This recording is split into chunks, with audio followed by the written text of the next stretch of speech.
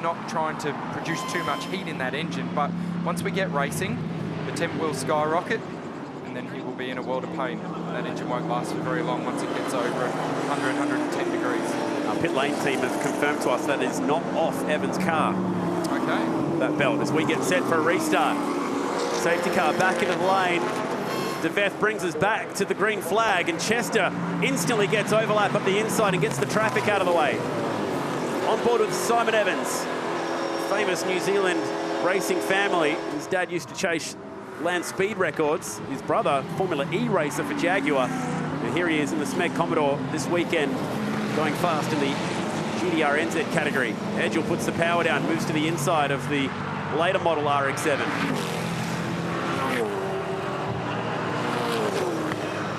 Can Evans capitalise as the raindrops fall again? We've seen him have a few cracks in the braking area here down into turn 5. Not close enough for this lap.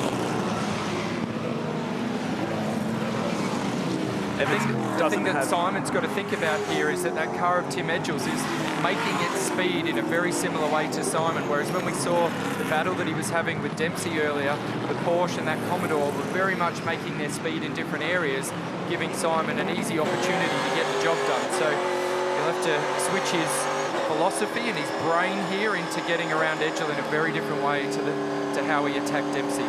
Tricky conditions, Andy. Let's ride on board. The guy who's done plenty of laps around here, trying to get the power down on 3 or 4 occasions. Through the Sangyong sweeper. Talk us through this part of the racetrack. Been resurfaced this year, and although it's been flattened out a lot, everybody that I've spoken to have said that there are still those prevalent bumps that we've seen in years gone by that really add to the character of this circuit, and we can just see how busy Simon was on the steering wheel there. A lot more raindrops on the windscreen as well. The rain has definitely returned.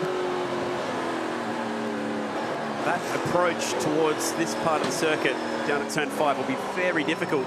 Jamie Whincup at the press conference last night saying if it's wet here, that's the part of the track that he's most worried about. I've just been quiet there watching Simon through that turn 5 area. He has been struggling when we've gone on board with him earlier in the race, in the braking area into there. Speaking of braking area struggles, it was perfectly timed, wasn't it, while we were on board with him? But he looks very cautious into there. And to go back to your point that Jamie made, he said that it's there's a lot of grip there in the dry, but when it gets wet, it's like driving on ice. There is no grip and it's really slippery. Oh. Speaking of slippery, Simon's busier than a one-arm paper hanger out there on that steering wheel, doing a lot of work.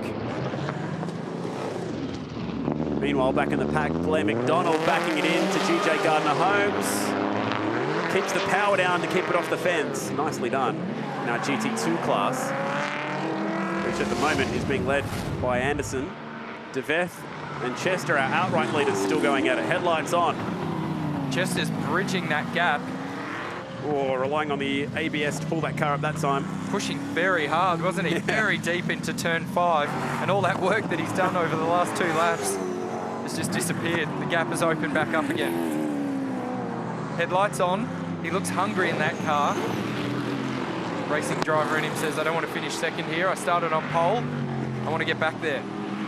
There's half a chance that they might just catch the traffic with 1 lap to go. More problems for Evans. He's really struggling with this car, particularly down at the Husqvarna hairpin. And he goes back behind the Porsche. Yeah, we've actually got, looks like a bit of water getting into the car as well, just to make life a little bit more difficult. Comes back onto the ITM straight. Drove 6th gear, 1 lap to go. That last time by was a 1:16. It's 7 seconds slower than these guys. We're just about into the traffic. This is what happened down at the Husqvarna hairpin. Oh. It's not been his favourite corner in this race so far.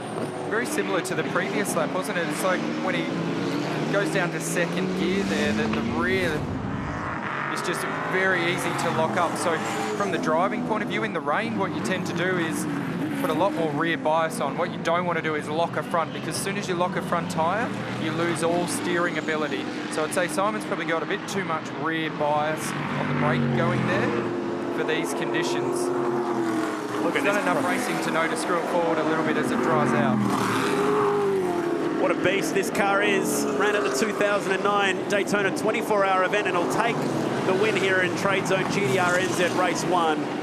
Nice drive, John DeVeth handled some traffic and a little bit of pressure late in the race from our poleman, Chester. 1 second separating them on the line. And timing telling us that Jones has popped up into P3. That'll be a surprise. Yeah, pretty fast, and also set quickest lap of the race on that final lap. So he had plenty of pace in that Trans Am. I have a sneaky feeling that might have been a potential shortcut down the back straight because he wasn't even in that battle a second ago. But no, but his previous 3 laps, I'd kept an eye on that, and he actually had some genuine speed in that car in these conditions. Coming on strong right at the end. Nice work to pick up 3rd place and set that fast lap with a 107.8. That's nearly 3 seconds quicker than the leaders on that last lap.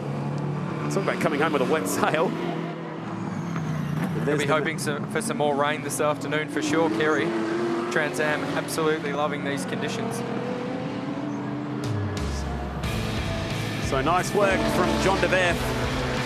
Pedaled that thing the whole way home, gets the win by just a second. And how about Simon Evans? He was fighting